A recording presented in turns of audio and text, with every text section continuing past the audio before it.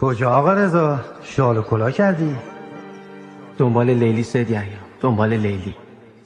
لیلی که دیروز با پای خودش اومده بود اینجا، تو جوابش کردی؟ دنبال یه لیلی دیگه، لیلی که هیچ کس نتونه اونو برای خودش بگیره. اون که هر وقت دلم خواست بتونم باش حرف بزنم.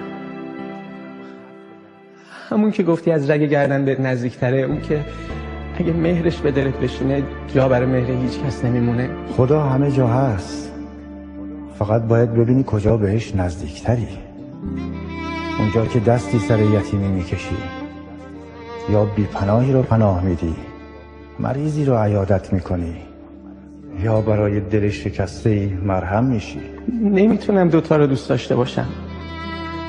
چجوری آدم ها بدون لیلی سر میکنن؟ همه دنبال لیلی هم. اما اونو اشتباه میگیرن.